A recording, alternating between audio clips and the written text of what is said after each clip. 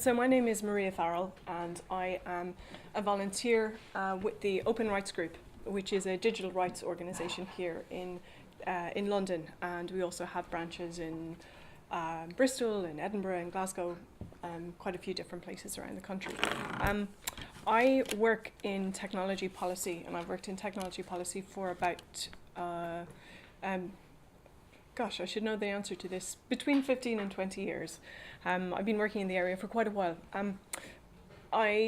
When I was just fresh out of college in Ireland, as you can probably tell from my accent, I was working in the film industry, having a great old time. In fact, one of my first documentaries I made was about the Sellafield nuclear power plants and Irish protest against that. We called it Dump on Our Doorstep, which is a not very elegant title. But that was around the time in the mid to late 90s when the internet was beginning to take off. And I became very interested in it because my degree originally was history and politics. And at that time, a lot of the people who were interested in the internet and were really, really broadcasting it as this wonderful technology of liberation, a technology of access to information, and above all, a technology that was going to enable individuals to throw off the power of the state. And I remember thinking to myself, these are all highly educated, West Coast of America, middle-class libertarian men. Where could this possibly go wrong?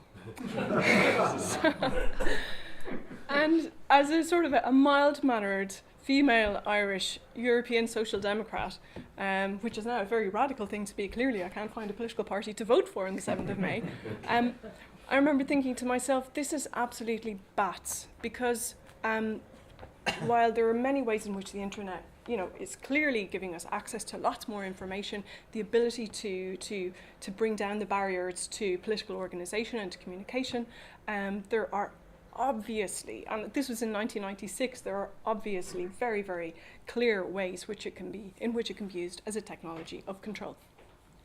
And so it came to be. So that was what sort of motivated me to become involved in internet policy. And so my career, I moved to London, I did a master's at the LSE, I became a lobbyist for various organisations, and here I am all of these years later, still working on two key fundamental rights in relation to the internet, and those are freedom of expression and the right to privacy. Now, why would somebody who went to an incredibly oppressive and invasive Catholic convent boarding school in the 1980s be interested in the right to privacy, you might well ask? Well, I suppose when we look at the Open Rights Group and the issues that we work on, we see them not just as this, little kind of middle-class ghetto of technology and the internet and the ability to do what you want on the internet and the ability to look at porn if you like or not. We kind of look at on the internet and the associated technologies as the fundamental technology that is now at the sort of the locus of that relationship between the citizen and the state. So when you think about it, the freedom of expression, and it's a fundamental right in the UN, the International Convention on Civil and Political Rights. Freedom of expression is basically the thing that says you can say what you like, you can associate with who you wish. And what it does is it allows us to recognize the fact that people are fundamentally political, that they have political drives and they have political wishes, and those can often exist in opposition to or in discussion with the state. And then privacy, well, where does privacy comes in? Privacy is sort of the lens, or it's the barrier that basically delineates the role between citizens and states. Privacy is the bit that says we should have a private sphere within which we can be ourselves, we can develop our personalities, we can write embarrassing diaries, that we're not going to have pushed in our face when we're later running for office in later life. It's the bit that says, look, individuals exist for their own purposes. We do not exist as instruments of the state. That may sound quite highfalutin, but let me go back to some of the issues that I've been involved with over the years. The first set of issues of internet-related policy issues in relation to the use of technology in the state, were what we call the crypto wars. And the crypto wars was a long debate that took place in the kind of the, I suppose, the late 80s, early to mid 90s. And this was a long debate about whether the state should be able to prevent people, non-state actors, from using cryptography. Most typically public key encryption, which is a very powerful form of encryption, and on which now all of online e-commerce is based. But at the time, encryption was banned. You were not allowed to basically to bring algorithms across state lines. It sounds bizarre. It sounds almost like a joke. People used to print algorithms on t-shirts and get on planes and go from US to Canada to prove their point. But the point really was that cryptography was such a powerful technology because it enabled individuals to hide their conversations, to hide their information from anyone, but typically from state actors. Public key encryption was of huge interest and concern to states simply because it is incredibly hard to break. So it takes a lot of energy and it takes a lot of time. And at that time, public key encryption was regulated under the Wassenaar Agreement on dual-use technologies. So you were not allowed, in the same way as you're not allowed to import, you weren't allowed to import things that looked like that, but they're the barrels and things that could be used as a military technology or could be used as a civilian technology. You had to get an export license. So there's a very long debate, which basically was won by about 98, 99 in this country to finally deregulate the use of encryption.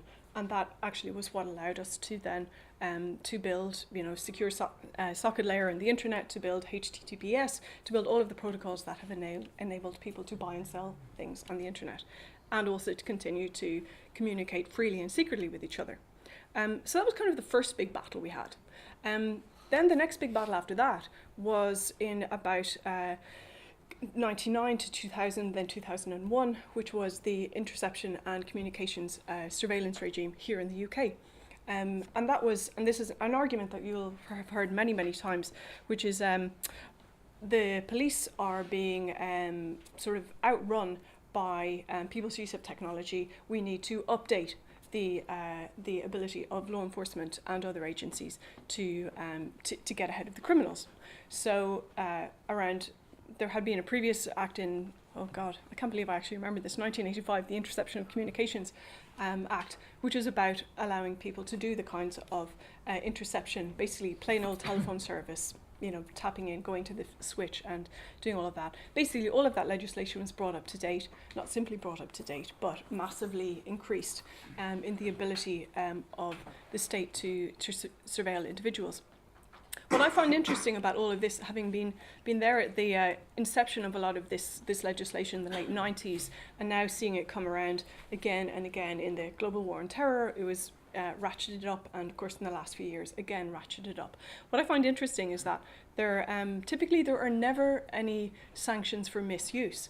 And I remember we used to, the first kind of couple of go-rounds we used to have when we were, lobbying down in Westminster or, giving talking points to politicians, we would say, look, there is the ability for this to be misused. So, for example, for the Metropolitan Police to use it to eavesdrop on journalists to find out who's been making making leaks. That's a very, recent one. And the first couple of go-rounds, we were actually quite naive because we used to think this is a terrible oversight. I mean, will nobody think of the misuses of these things? Are we the only people who have thought of this? Well, no, we're not the only people who have thought of these things because, as it's become abundantly clear, misuse of surveillance technology is actually more or less designed into the system. It is, as a software engineer would say, a feature, not a bug. So that is one of the, and being in this for the 15 plus years that I have, you hear a lot of the same old arguments come around again, and you've put them down the last time, and they always come back with new iterations. But so let me just so I haven't actually looked at my timer. My timer's gone off, so I think I'm probably at about 6 minutes, maybe thereabouts. Let me tell you about just a couple of trends I've seen in that time. So we have the trend. Oh, timer's done. I guess that was 10 minutes. No. No? We have more. Okay, sorry. So trends. Here we go. Trends are 4 minutes. 4 minutes, okay, thank you. Some of the trends I've seen in technology policy, particularly in the UK, but my career has taken me to Paris for a couple of years, Brussels, Washington, Los Angeles, Edinburgh, now back to London, I think we're in today. And some of the things we've seen are the privatisation of public enforcement. So censorship, the flip side of freedom of information, is something that tends to be done not really by the state anymore, as it was back in the day, but by private intermediaries. So how do people get access to information? Well, they use a search engine and a browser, and they have a contract with an internet service provider. If you look at how states do censorship now, you basically do it by intimating to or communicating directly with various private companies that, for example, you might want to have an internet blacklist of sites that you don't want people to see. You might want to intimate to a credit card company, both of the main ones and PayPal, that you don't want people to be able to donate to WikiLeaks, for example. No law has been passed, but now suddenly people find the private intermediaries that they rely on to give money to organisations that are somewhat inimical to state interests, but not actually against the law, and that it is now impossible to make those donations. So there are lots of ways, both public, both I would say secret and less secret, both statutory and simply to do with pressure and creating a climate in which the enforcement of censorship and surveillance are actually now carried out by private intermediaries, be it BT, be it Google, be it your web browser or Yahoo. I'm always amazed that people still use Yahoo, but apparently they do. So that's problematic because, of course, where is the comeback? At what point can you say, write to your MP? At what point can you actually find out who's on the blacklist? The sort of the levers of control of against private intermediaries who are now managing the public space, the commons, those levers of control are effectively invisible and no longer exist. And that's been quite a change in this last 15 to 20 years. Other things, the relationships between companies and the state in terms of internet companies started out as being a fairly very testy relationship. Companies wanted to do encryption, banks wanted to be able to send money and do things like that. States were stopping them. The Department of Trade and Industry at the time was absolutely central in opening up the internet and those technologies. And so that relationship between companies and the state went from being a somewhat adversarial one to actually being one very much in lockstep, where particularly for a US company, if you're a Google, if you're a Facebook, you operate very, very closely with particularly the US government, and to a lesser extent with its more favoured allies, to do a lot of the surveillance, control, censorship that previously was done by states. Again, it's problematic because when those deals are being done behind closed doors, organisations like the Open Rights Group, we deal with lobbying campaigns, we deal with Parliament, we deal with the press. It's very, very difficult to effect change in a pro-democratic, open way when all of the business has been done and you weren't even invited into the room. So that's a big trend that we've seen. And I guess I should probably wrap up and say, let's see, freedom of information, privacy. I am very, very pessimistic. I've probably come across as quite a positive person, but I have to tell you that we have lost, we are losing, we will continue to lose. We lobby very hard. We work extremely hard on freedom of expression, on privacy. Every time you will see, we put people on television programs, we do all of the classic lobbying things that you need to do. We get one of our people out there every time there's one of these, there's a leak or there's a Snowden revelation or whatever it is, and we are losing hand over fist. When I think about what motivates me to keep going, honestly, if I'm perfectly honest with myself, the only reason I continue to do it is to try and slow the rate of change, is to try and make there be some semblance of a private sphere and a public sphere of debate, of freedom of expression. Make there be just enough of it left, but that if people wake up in 5, 10 or 15 years and realise, oops, we don't really have a democracy anymore, that there might be just a little bit of it left that they can save. I'm sorry to be so pessimistic, but that is the God's honest truth. So what can we do? Yes, there are some elements of obviously we use the internet to do campaigning. there are some incredibly positive, motivated, particularly younger people who use it in ways that I couldn't even have imagined. But these are very, very dark times. You know, when I've been listening to, people were talking about the past history of this movement, or the movements associated with it. My history starts in 1989 when I was 17 and the Berlin Wall came down. And you know, my kind of scope of history goes from thinking that was an incredibly exciting open period where, you know, liberties such as they are were being extended, where you know, the state was kind of pulling back, where the Cold War was ending, and where there was actually a huge amount of hope. You know, silly things like people were saying, well, you know, the Vietnam War, probably a bit of a mistake, let's not do that again.